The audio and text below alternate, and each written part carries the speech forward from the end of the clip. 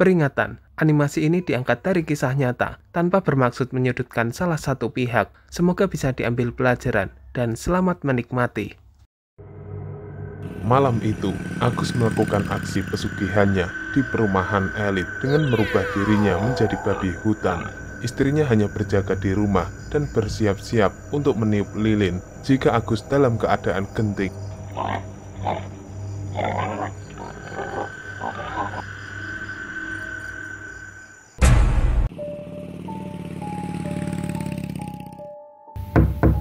Assalamualaikum. Waalaikumsalam. Siapa ya? Saya Kang Yono. Ada apa Yon datang kemari? Kang Dede, saya mau minta tolong. Tolongin bapak saya, Kang. Loh, emangnya Pak Agus kenapa Yon? Bapak saya sekarang sedang sakaratul maut, Kang. Tapi meninggalnya susah. Tolongin bapak saya, Kang. Saya nggak tahu harus gimana lagi, Kang. Oh ya udah, kamu tenang dulu Yon. Saya akan usahain bantu bapak kamu. Tapi saya mau ganti baju dulu ya, soalnya baru pulang kerja. Iya, Kang, nggak apa-apa. Kalau gitu saya tunggu di rumah aja ya, Kang. Oke, siap.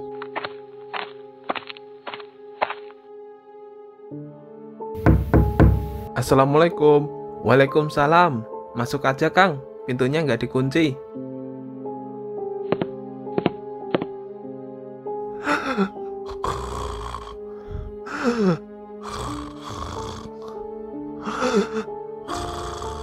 Astagfirullahaladzim. Sebelumnya mohon maaf Bu, kalau boleh tahu Pak Agus sakit apa ya? Saya sendiri juga bingung Kang. Sudah saya periksakan ke rumah sakit, tapi kata dokternya nggak ada penyakitnya. Lah terus awal mulanya gimana Bu? Kok bisa sampai kayak gini? Jadi ceritanya Kang, waktu itu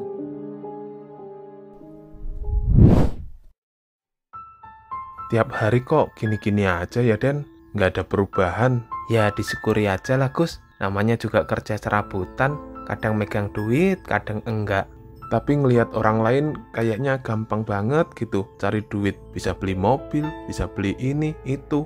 Ya rezeki orang mah beda-beda, Gus. Jangan bandingin diri kita sama orang lain lah. Tapi gimana ya caranya cepet kaya? Mau cepet kaya? Ya iyalah Der, kalau ada jalannya. Kalau gitu pakai pesugihan aja, Gus. Kalau mau cepet kaya. Enggak ah, nanti keluargaku lagi yang jadi tumbal. Ya cari aja pesugihan yang tumbalnya orang lain. Emang ada ya pesugihan, tapi tumbalnya bukan keluarga sendiri? Ya ada lah, Gus. Coba aja cari-cari infonya.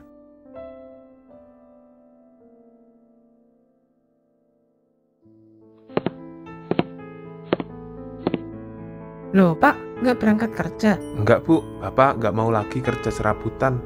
Lah kenapa emangnya Pak? Ya Bapak bosan hidup miskin terus, diremehin tetangga. Terus Bapak maunya gimana? Mau buka usaha? Kan tahu sendiri, kita nggak punya modal. Udahlah Bu, Bapak mau pergi dulu.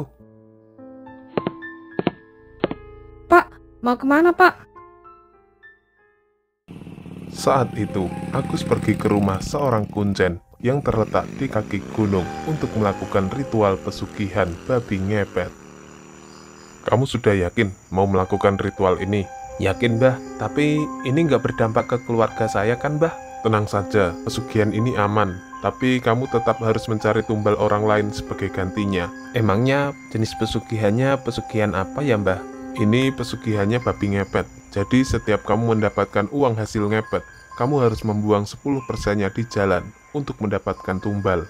Oh gitu. Kira-kira ritualnya memakan waktu berapa hari, Mbah? Untuk ritualnya, kamu harus tinggal di sini selama 3 hari. Dan setiap harinya, kamu harus makan makanan yang sudah saya siapkan. Gimana? Kamu sanggup? Sanggup, Mbah. Keesokan harinya, Agus melakukan ritual pesugihan di rumah kuncen. Dan setiap hari, Agus harus memakan kotoran dan hewan melata. Namun di mata Agus, dia seperti sedang makan buah-buahan dan juga daging yang lezat. Singkat cerita, selesai melakukan ritual, Agus kemudian pulang ke rumahnya.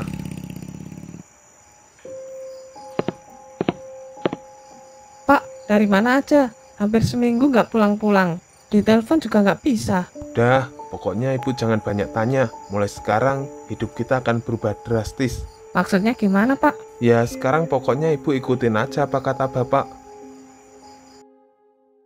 Malam itu, Agus melakukan aksi pesugihannya di perumahan elit dengan merubah dirinya menjadi babi hutan. Istrinya hanya berjaga di rumah dan bersiap-siap untuk meniup lilin jika Agus dalam keadaan genting.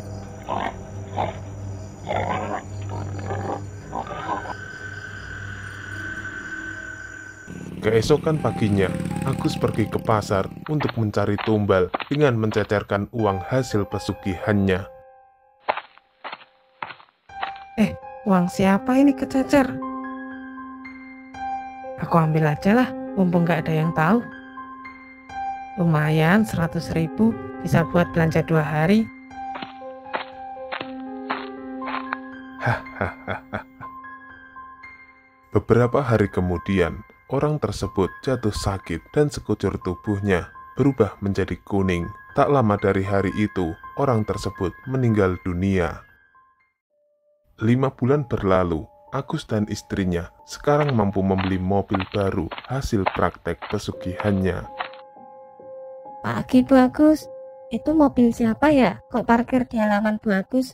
Oh ini mobil saya Bu, baru beli kemarin. Wah hebat ya, udah sukses sekarang bisa beli mobil. Ya alhamdulillah Bu, ada rezeki lebih. Tapi kalau boleh tahu, Pak Agusnya sekarang kerja apa ya Bu? Anu Bu, suami saya sekarang buka usaha. Oh gitu, ya udah Bu, kalau gitu saya permisi dulu. Ya Bu, silakan. Bu, tahu nggak Bu, Bu Lastri baru aja beli mobil baru Bu.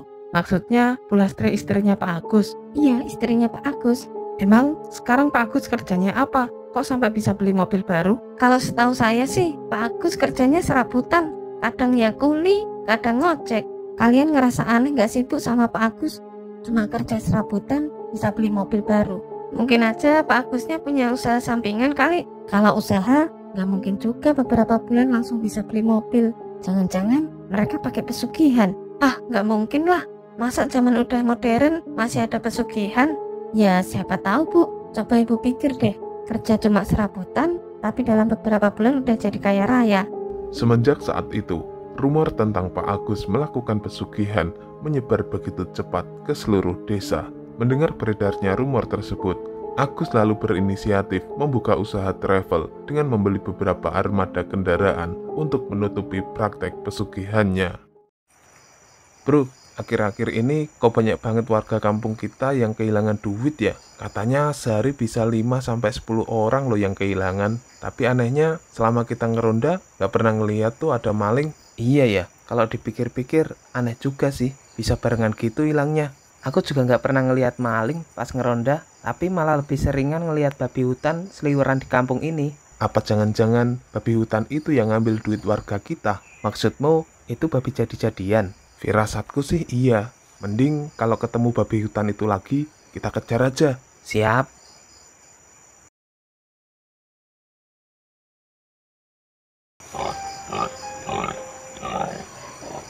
Itu babinya lewat. Ayo kita kejar. Babi. Lah, babinya kok hilang? Lari kemana tadi? Iya, perasaan tadi lari ke arah semak-semak sini deh.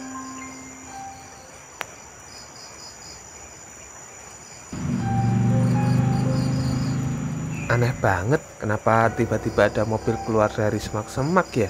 Jadi curiga sama tuh mobil.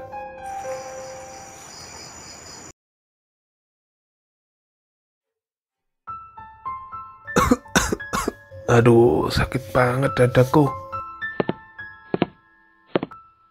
Pak, kenapa Pak? Kok megangin dada gitu? Bapak sakit? Nggak tahu Bu, bangun tidur tiba-tiba dada Bapak sakit banget. Padahal kemarin nggak kenapa-kenapa. Ya udah Pak, ayo kita periksa aja ke dokter. Daripada kalau dibiarin malah makin parah. Iya Bu.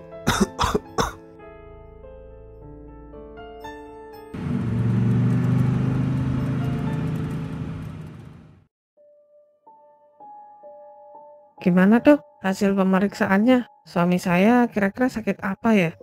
Begini Bu, kami sudah mencoba untuk memeriksa kondisi suami Ibu, tapi kami tidak menemukan penyakitnya. Maksud dokter, suami saya nggak sakit? Iya Bu, Lah wong jelas-jelas suami saya ngeluh kalau dadanya sakit. Tapi kenyataannya kami periksa suami ibu nggak ada penyakitnya. Ya sudah kalau begitu dok, sebelumnya saya ucapkan terima kasih. Iya, sama-sama Bu. Jadi sejak saat itu suami saya sakit-sakitan terus sampai sekarang. Oh, begitu ceritanya. Terus kita harus gimana ini Kang? Tenang Yon, saya akan bantu semaksimal mungkin. Tapi sebelumnya saya izin dulu sebentar buat telepon guru ngaji saya untuk konsultasi mengenai kondisi Pak Agus. Iya Kang.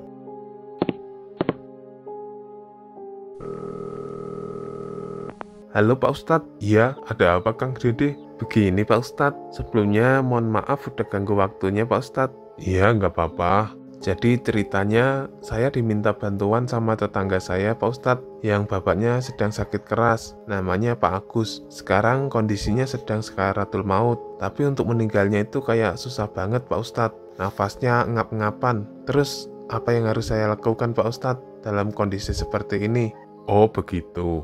Baik, nanti saya akan pandu Kang Dede dari sini ya. Pokoknya nanti Kang Dede sama anaknya Pak Agus baca aja sholawat.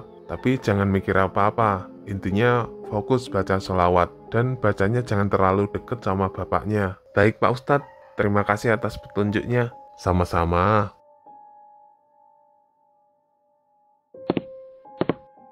Jadi gimana Kang Dede? Kita harus gimana ini? Tadi kata guru ngaji saya, kita disuruh fokus baca sholawat, tapi baca sholawatnya jangan terlalu deket sama bapak kamu. Cuma baca sholawat aja Kang? Iya Yon, cuma itu aja. Ketika itu, Kang Dede dan Yono langsung membaca sholawat di pojokan kamar. Namun beberapa menit saat mereka sedang membaca sholawat, tiba-tiba sekitar ruangan kamar berubah menjadi hutan belantara. Loh Kang, kita di mana ini? Kok tiba-tiba kita ada di tengah hutan gini? Ya mana saya tahu Yon, saya juga nggak nyangka tiba-tiba ada di hutan. Loh Pak Ustadz, kok Pak Ustadz ada di sini juga? Iya. Saya yang membawa kalian ke sini. Emangnya ini kita sedang di mana Pak Ustadz? Sudah, pokoknya nanti kalau saya suruh, lakuin aja ya. Jangan banyak tanya. Baik Pak Ustadz, sekarang kalian ikuti saya dari belakang.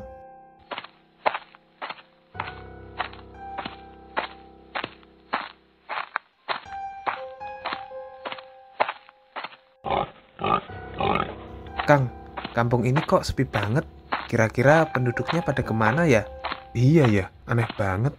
Yang ada malah cuma babi hutan.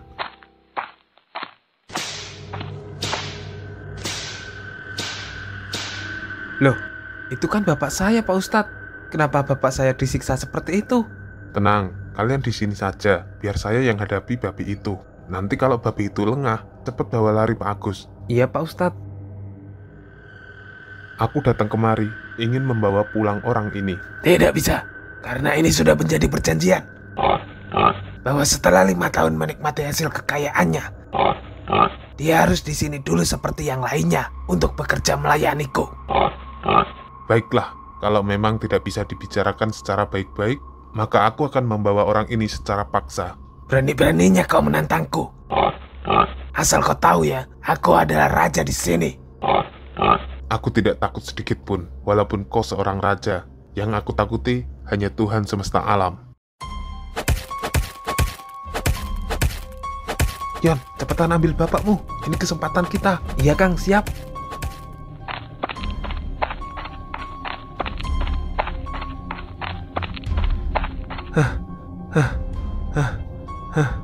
Capek banget lari-larian gini.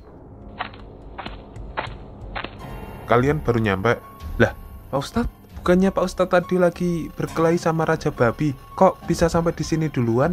Udah, itu nggak usah dibahas. Yang penting Pak Agus sudah berhasil kita bawa. Sekarang saatnya kita pulang.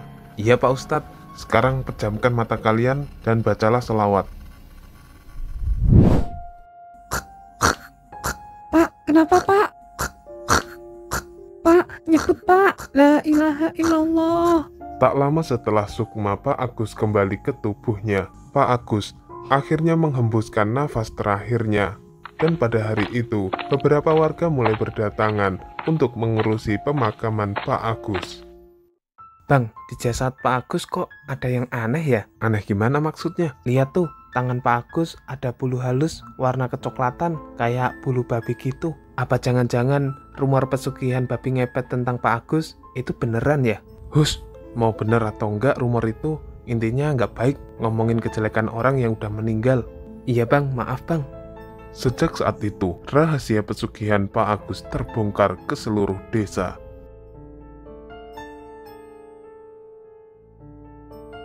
Permisi Pak Ustadz, bisa minta waktunya sebentar Pak Ustadz? Saya mau tanya sesuatu. Mau tanya apa, Mas? Kira-kira bapak saya bisa selamat dari siksa kubur nggak Pak?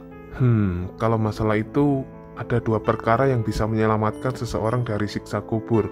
Yang pertama, amalannya selama dia hidup di dunia. Yang kedua, doa anak yang soleh. Oh gitu ya Pak Ustadz. Iya, emangnya kenapa? Nggak apa-apa Pak Ustadz, saya cuma pengen bapak saya dimudahkan jalannya di alam kuburnya Pak Ustadz. Setelah meninggalnya Pak Agus, harta hasil pesugihannya satu persatu habis hingga tak tersisa. Sebagian ada yang dibawa kabur oleh orang lain dan sebagian lainnya karena kecelakaan. Sehingga kehidupan istri dan anaknya Agus kembali dari nol lagi.